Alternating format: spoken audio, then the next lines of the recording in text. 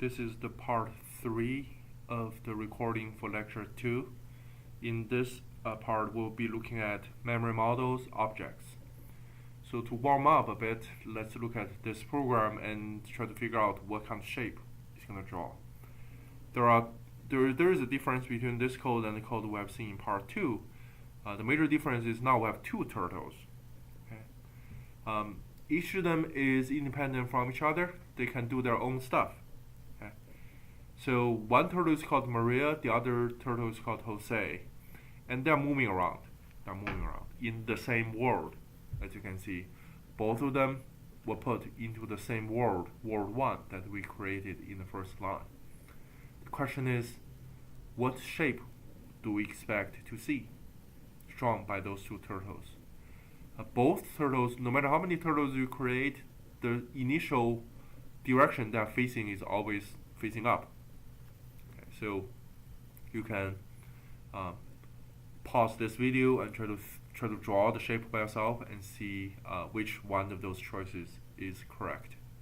You can pause the video now. Now let's look at the solution in here. So you have 200 by 100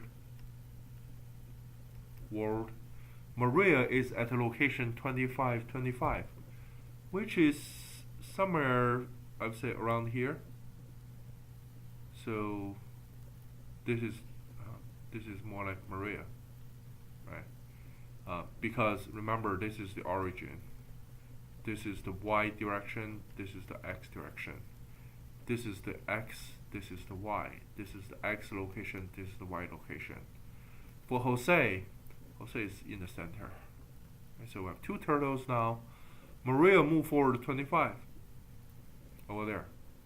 Jose move forward 10. Remember, we're still doing sequential execution, except the turtles and different turtles are being used in different lines in here. Now, if you look at these two, both about Maria turned left. Now Maria is facing left, and then forward 50, which means Maria will be somewhere outside. Okay. Now Jose will move forward another 5. So this is kind of the location now. Then move another 5. So the shape that we would expect to see would be this part as well as this part. As for, well, do we expect to see this segment over here?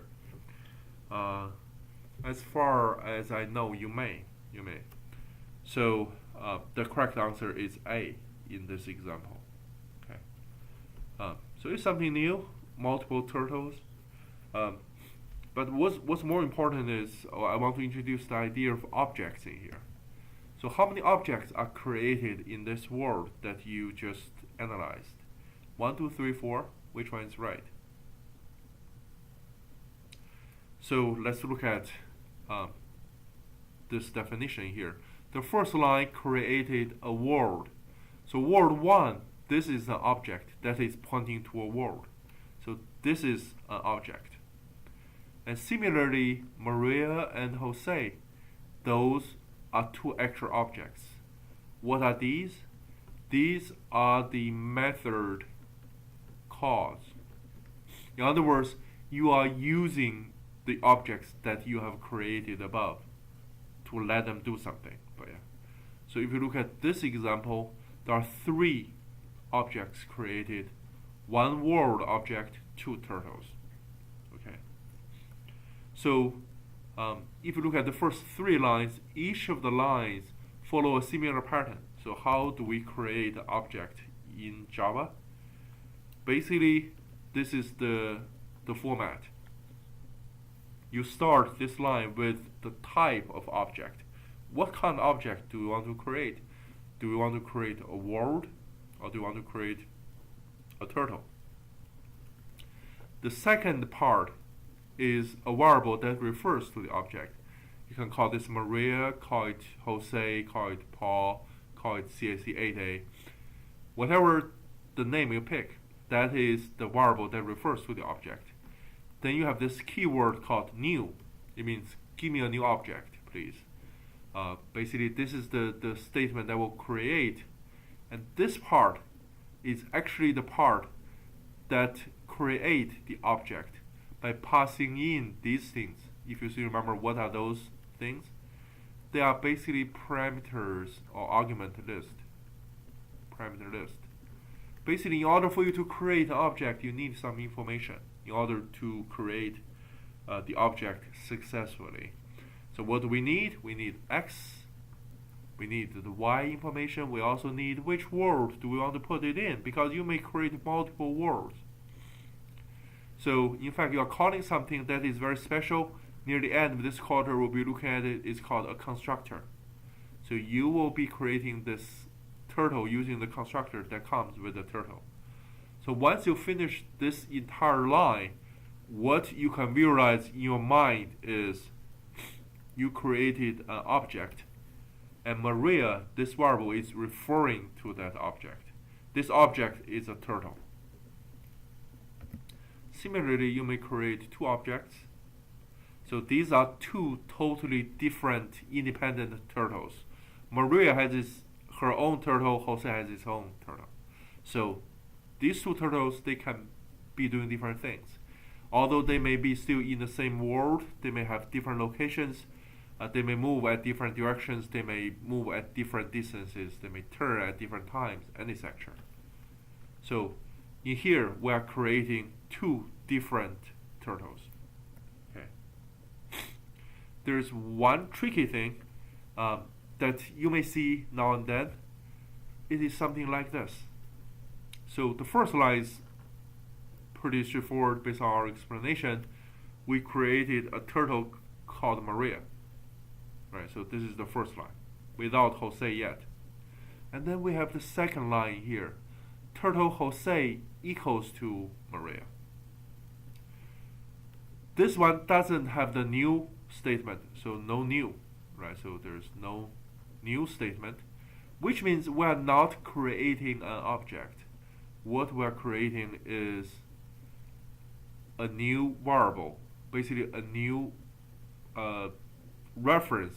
We'll talk about that in a second. We're gonna create a new reference called Jose that is referring to the same turtle that Maria is pointing to.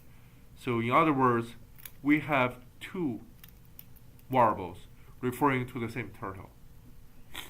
An analogy of this is quite straightforward. So like for example, you as a person, I know you by your name. Your name may be Maria. And then your mom, your dad probably won't call you Maria. They may still, but they may call you daughter, right? And then your brother may call you sister, right? So you as a single object have multiple names. There are different ways to refer to you. So in this sense, Jose and Maria, they're like two different names for the same thing. Okay. So Jose and Maria, they are referring to the same object. Okay. So Maria, Jose. This is kind of something, sometimes it can be tricky for some of us. So try to use a name analogy. The object itself is different from the name. Okay. So Jose, Maria, they are the names. The object itself, this turtle, is this kind of concrete thing. Once you create a turtle object, you can ask the turtle to do different things. As for what those methods are, you can go to this website to look for all those functions. But a turtle can turn. You can turn like 90 degrees, or you can turn a negative degrees. As for what does negative mean, look at the website. Okay. Pan up, pan down. These two usually go together. Because if you create a turtle and put it inside the world, by default, the turtle will draw something as it moves around. But you say, well, I have this world, my turtle is right now over here. I want to move it to another location without leaving any trace. Then you can say pan up. Basically ask the turtle to pick up its pen, move it to a certain location, then you say, I want to start to draw from this new location. Then you can call the pan down method from that turtle. Show is show and hide. Basically, by default, all the turtles are shown in the world, but if you say, I just want to draw things without showing the turtle, you can hide the turtle, or you can also show it. Move to will allow you to go to a special location. You can give the turtle a name. All those functions can be found in this website. Okay, and we'll use them now and then. Once you use them, you'll know how to use those functions. You can remember them fairly easily. So these are the objects. The last thing I want to discuss in this lecture are the equal operators, assignment. Okay. So these are the equal operations that you will see inside Java. This one is assignment. You want to assign one thing to the other. These two are compare. You may say, but I want to compare two things. Are they different or are they the same? This is isn't equal to, this is equals. This one means set equals. So this is more like a verb. So this is more like a verb in here. And these two are kind of just compare without doing any assignment. Okay. Why is it important? So in Java, you may say, you have seen the equal sign before, right? So you have seen something like this. These are the assignment operation. It means assign the things on the right to the left side. Like assign Maria to Jose. Assign this new turtle to Maria. But these two, they're used to compare. You may say Maria double equals to Jose, for example. This means you want to know, are they the same? You are not actually changing Maria. You are not changing Jose. You just want to know if they have the same value. But if you say Maria single equals to Jose, this means change Maria to Jose.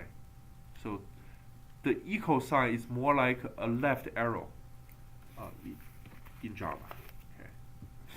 So something like this, you may say int x equals to 41.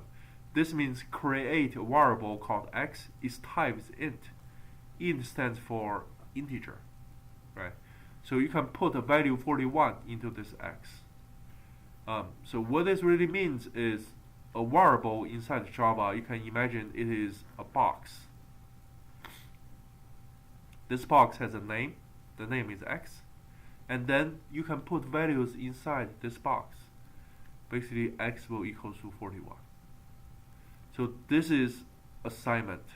Okay, this is assignment. Similarly, in the next line, you created a variable y. And what is the value of y? The value of y is whatever the value on the right side, you put it inside y. What is, I probably shouldn't draw this one as the entire box. I should draw it like this. So what is x? X is 41. Plus 1 is 42. So you assign 42 to y. So this is how you create variables. Okay, how you create variables. I just want to stress that equal sign, it is an active directional operator. It means the following. Okay. So first you should calculate the value on the right hand side, then put it into the box labeled with the name on the left hand side. Replace any value that was there if necessary. In other words, what's going to happen if you already have a value in that box? Then that value is gone. It is overwritten. Okay. So what happens here is put 41 into the box labeled with x. Similarly, put 42 inside y, like what we did before. Okay. And this also kind of tells us we need to draw memory models, and this part is probably the most important part you'll get from 8A. How do you draw memory models? So this is very, very important. We'll come back to this many, many times, okay, in the quarter. But what is a memory model? A memory model is this. when your code declares variables like this, you create a variable x, you create a variable y, you draw them out. So x is the name, you draw a box immediately beside that variable. Okay. And then if you see any assignment like in x equals 41, you put this value inside the box. Similarly, you put the value inside the box for y. So you have only two variables in here, but this is the memory model. What can go inside this box? Because x and y, they are integers, only integers can go inside this box. Nothing else. Nothing else. Okay. Later on, we'll draw memory models for objects and references. Things will get slightly more complicated, but it still follows the same idea. When you see a declaration, create a box with a variable beside it. Okay. And then put the right values in them. Let's look at some exercises. Okay. So what will be displayed? This is from the interactive pane in Dr. Java. So you have x, y declared, system.out.println. This means display something. So print something onto the interactive pane in Dr. Java. If you put a variable in here, it's going to display the value of the variable. Okay. So if you print out x, x will be 41. If you print out y, y will be 42. And our memory model is like this. Okay. So if I have an extra line in here, x equals x plus y, this doesn't make any sense in math, right? But keep in mind, equal sign in Java is not the equal sign in math. In math, it means both sides are the same. The equal sign in Java means assign the right side to the left side. So you calculate the value on the right side, then change it. Okay. So the question is, what will be displayed for x in here? Can you figure out this by yourself?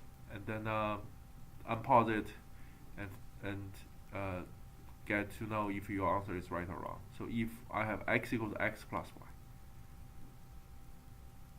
Now let's look at this. X is, so if you look at this statement, you need to figure out what is the right side. The right side is basically 41 plus 42, which is 83. So this 83 is put in the box of x. In other words, this 41 is gone. You have no idea what the old value is at this time. All you know is x is 83. Okay.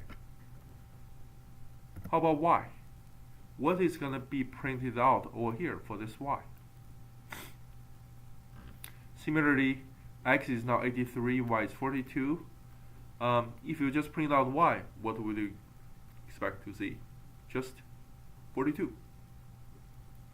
Just 42. You may say, well, because x changed, y equals x plus 1, shouldn't y also be changed? Keep in mind, we are doing sequential execution. This line is executed way ahead of this line. In other words, we are not going to go back and update y according to the line we have executed before. So this line will only change x, will not change y again, because we have sequential execution. That's why y stays at 42. Okay. So given this, how about this example? If you have x as 42, y equals y, then x equals 101. What will be printed out for x and y? Try to draw it out by yourself, pause the video, then come back and listen to the correct answer. Alright, so let's look at the correct answer. X is 42, the first box, then y equals x. So you are assigning the value of x to y. You are not assigning a variable to y. You are assigning the value of the right hand side, which is just x. So y will also be 42. Now x equals 101, which means assign the value of 101 to x. So 42 is gone. You only see 101. Okay. Now if you print out this is a shorthand way to just say system.out of the print line. Don't do this in your own code. This is just to make the slides a little bit neat. So don't do this. Okay, these are just shorthand ways. They won't work in Java. Okay. So x will be 1, 1, y will be 42. So B is the correct answer. Okay. The last challenge. What would you expect to see in this example? X, Y, Z, and then these things. So when in doubt, draw it out. Try to draw a memory model, and then try to figure out what is the right answer. So you can pause the video and then draw out. Now let's try to draw out the model. So the first line will give you an X with a box 3 is in there. The second line will give you Y with a box of 2. The third line will give you a Z with a box of 2. Then you print out X equals to 3. This is double equal. Means single equal means assign. Double equal means compare. You want to compare X with 3. Are they the same? The answer will be true or false. The answer will be true or false. So is X the same as 3? The answer is yes. So you'll see a true. Okay. And then the next line, you will see Z equals to X plus Y. This is assignment. So this is compare. Right? This is compare. This is assign. Oh, there. So you need to calculate what is on the right hand side. X is 3, Y is 2, 3 plus 2 is 5. 5 is assigned to Z. So this 2 inside Z is gone. You have a 5. Now if you print out Z, Z will be 5. So the correct answer would be B. Okay. So I think this is the last slide I have for part 3. A few reminder. Okay, although we don't have lecture on Monday, we still have the discussion on Monday evening for those people whose discussion section is on Monday evening. We also have labs on Tuesday. Okay, so make sure you come to lab on Tuesday. Okay, that's it. Thank you.